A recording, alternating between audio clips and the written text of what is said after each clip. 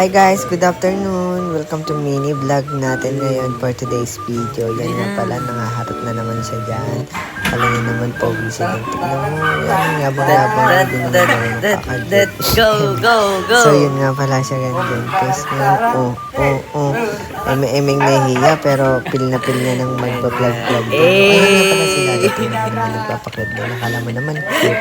Ito naman cute. Pala guys, binuhat niya na ako. Pupunta daw kami ng kwarto kasi nga daw maglilinis nga daw kami. At ako pinaglilinis niya. Kapal mukha mo ha, hindi ko yung maglinis kasi kalat mo yan. Be, ano ba yan? Ang kalat-kalat mo na nga. Tapos binubuhat mo pa ako. So yun nga guys, bago ko linisin yung kwarto, papakita ko muna sa inyo yung munting alaga namin na yan, meron kaming alaga dyan. Meron kaming alaga dyan ng rabbit. And then ayan nga siya guys.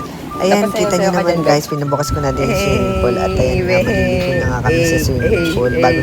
Bago kami maligo yan, nagpa-hot-hot muna siya dyan. Feeling niya naman hot siya dyan, pero hindi naman. Pero sa palagay nyo guys, hot ba siya guys? Parang hindi naman kasi kita. Tapos yun nga guys, iinom siya ng tubig. Tapos biglang sumarado yung pinto, nakakaloka, nagulat pa ako. Pati ako nagulat, dinami niya ako sa gulat. And then after that, papaliguan namin si Coco kasi ang baho-baho na ni Coco. Magsiswimming na nga din si Coco. Ayan na nga, dinadala na nga namin sa swimming pool. At ayan nga, meron na dyan kaming kakatailin. Kakatail pala ang tawag namin. And then ayan na nga, natakot si Coco dahil nga baka hindi siya marunong lalangoy. Pero yun na nga guys, tingnan namin kung marunong siya lalangoy. Aba, marunong nga lalangoy. Kita nyo naman kung paano siya lumangoy. Diyan nga guys, si Coco takot na takot siya. Tapos yan, nakagold nga daw si Coco. So yan, ayan, ang galing-galing ni Coco nag-swimming. Tapos malulunod pa siya dyan. Ay, Diyos ko, bakit naman kasi ginanon mo? Awakan mo kasi, babe. Bakit kasi di mo hinawakan si Coco? Mas mahal ko pa sa iyan. Oh, kita mo naman ang galing. Kita mo naman ang galing lalangoy ni Coco. So ayun na nga guys, nakasama na nga din ako kasi feeling ko ang saya-saya nilang dalawa. Kaya makikisama na din ako sa kasiyahan.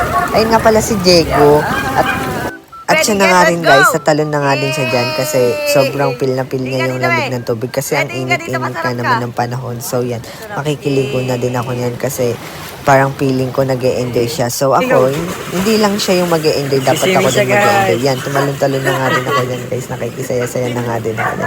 Ayan na, ang lamig-lamig guys. Yan, napipili ko yung sarap ng lamig. And then, yan nga, yan, nagbibigyo na nga din ako dyan kasi nga gusto ko din makihalo sa kanya.